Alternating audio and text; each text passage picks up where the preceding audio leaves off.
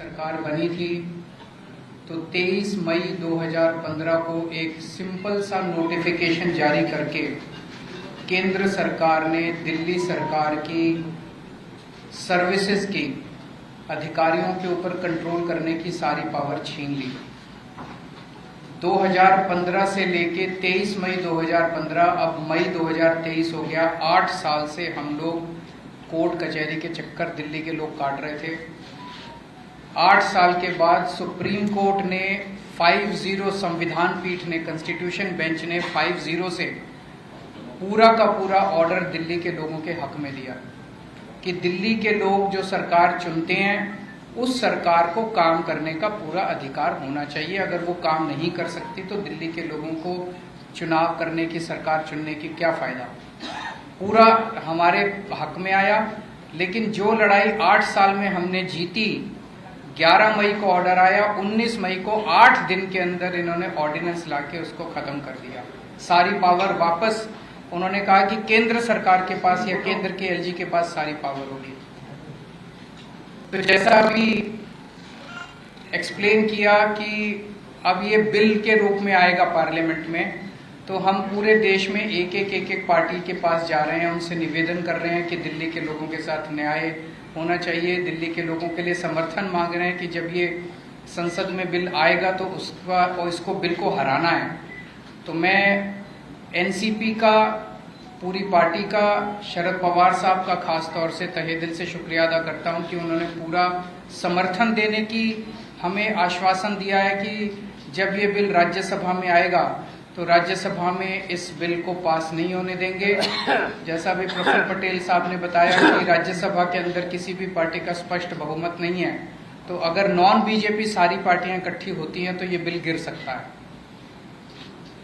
पहली चीज ये कि ये दिल्ली की लड़ाई नहीं है, दिल्ली के लोगों के साथ जो हो रहा है ये पूरे फेडरल स्ट्रक्चर की लड़ाई है। जिस तरह से पूरे देश के अंदर किसी भी राज्य में अगर वहां के लोग नॉन बीजेपी पार्टी को वोट देके उसकी सरकार बनाते हैं तो भारतीय जनता पार्टी की केंद्र सरकार उनके साथ 3 बर्ताव करती है। पहला, या तो उनके विधायकों को खरीद के उनकी सरकार गिरा देती है और बीजेपी की सरकार बना लेती है। दूसरा, या फिर ईडी और सीबीआई को भेज के उनके विधायकों को डरा के धमका के पार्टी को तोड़ के, सरकार को तोड़ के उनकी सरकार गिरा देती है और अपनी बीजेपी की सरकार बना लेती है। और तीसरा, अगर ना बिके ना टूटे तो फिर अध्यादेश लाके, ऑर्डिनेंस लाके गवर्नर के जरिए उनको काम नहीं करने दिया जाता। ये देश के लिए बहुत खतरनाक स्थिति है और मैं समझता हूं महाराष्ट्र के अंदर आप सब लोग इसके भुक्तभोगी हैं। हमने कुछ महीने पहले देखा कि यहाँ पे किस तरह से जनता के द्वारा चुनी गई सरकार को किस तरह से ईडी के द्वारा, सीबीआई के द्वारा, पैसों के द्वारा तोड़ के, एमएलए को तोड़ के और पूरी सरकार को गिरा दिया गया। ये देश के लिए अच्छी परिस्थिति नहीं है कि अगर केंद्र सरकार, अगर उन्होंने मैसेज दिया है कि अगर कोई बीजेपी को वोट नहीं देगा, बीजेपी की सरकार नहीं बनाएगा तो हम सरकार चलने नहीं देंगे या सरकार तोड़ देंगे। ये देश के लिए बहुत खतरनाक स्थिति है। तो हम पूरे देश के लोगों के पास जा रहे हैं, लोगों को जोड़ रहे हैं। लोग पूछते हैं ये विपक्ष की एकता है क्या? ये पक्ष और विपक्ष की बात नहीं है, ये देश की बात है, देशभक्तों की बात है। देश, जितने इस देश के अंदर देश को चाहने वाले लोग हैं, जितने इस देश के अंदर देश को चाहने वाली पार्टियां हैं, उन सबको इकट्ठा कर रहे हैं हम लोग। तो जितने देश को चाहने, कोई देश को चाहने वाला व्यक्ति ये नहीं बोल सकता कि भाई इस तरह से चुनी हुई सरकारों को तोड़ के, खरीद के, अध्यादेश जारी करके काम ना करने दिया जाए।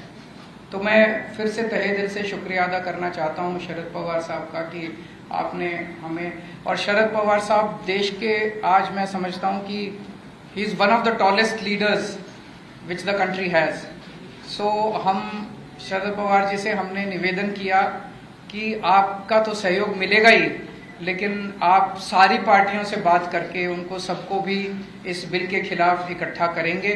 और मैं समझता हूं कि अगर ये राज्यसभा में बिल गिर जाता है, बीजेपी पास नहीं करवा पाती है, तो ये आप इसको 2024 का सेमीफाइनल मानिएगा। फिर मैसेज ये होगा कि 2024 में मोदी जी की सरकार नहीं आ रही है। बहुत बहुत धन्यवाद, बहुत बहुत शुक्रिया पटेल साहब, हमारी पार्टी के प्रेसिडेंट अरविंद केजरीवाल साहब और एनसीपी के नेता और देश के बड़े नेताओं में जिनका शुमार होता है, माननीय शरद पवार जी, इन पार्टी के राज्यसभा के साथी, सभी मीडिया वाले साथी। मैंने कुछ ज़्यादा नहीं बोलना, बहुत सीनियर लोग बैठे हैं, इन्होंने बोल दिया है। मैं सिर्फ इतना ही कहूँगा कि लोकतंत्र को बचाने की लड़ाई है। कहने को तो हम biggest democracy of the world कहते हैं, लेकिन अगर अंदर एक झात अंदर देखा जाए तो डेमोक्रेसी तो डे बाय डे ये हत्या कर रहे हैं डेमोक्रेसी की, चाहे वो मीडिया के जरिए करवा रहे हो, चाहे वो किसी को एमएलए को तोड़ के खरीद के करवा रहे हैं, चाहे किसी को गिरफ्तार करके सीबीआई की घर से करवा रहे हैं। जो गवर्नर हैं देश में वो स्टार कंपेनर बन चुके हैं बीजेपी के, और जो राजभवन है वो इनके हेड ऑफिस बन चुके हैं बीजेपी के।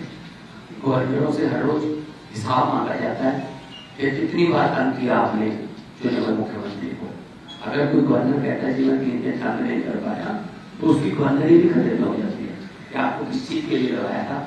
तो ऐसा चल रहा है। दिल्ली में तो चलो एलजी को इन्होंने सरकार घोषित कर रखा है, अब करना है। Punjab is a full state, हमें अपना बजट सेशन बुलाने के लिए सुप्रीम कोर्ट तक जाना पड़ा। गवर्नर जो है वो कह रहे मैं बजट सेशन नहीं होने दूंगा। सो देश में इलेक्टेड राज करेंगे या सिलेक्टेड राज है, सवाल ये है। तो फिर 140 करोड़ जनता जो है वो वोटिंग के लिए लाइन में क्यों लगती है, क्यों करोड़ों अरबों रुपया खर्चा जाता है अगर सिर्फ 30-35 गवर्नर और एक प्रधानमंत्री नहीं देश चलाना है। तो ये बहुत ही खतरनाक है फेडरल स्ट्रक्चर के लिए। हर रोज किसी न किसी तरीके से राज्यों के अधिकार छीने जा रहे हैं, चाहे वो शिक्षा के माध्यम से हो, चाहे वो हमारे पानी जो पंजाब है, पानी सतलुज हमारे पास 50 पानियों के जरिए हैं, चाहे वो पुलिसिंग, चाहे वो लॉ एंड ऑर्डर, हर बात में हस्तक्षेप करते हैं। इसलिए ये बहुत अच्छा एक, मैं तो कहूँगा कि भगवान ने मौका दिया है कि देश प्रेमियों को इकट्ठा होने का।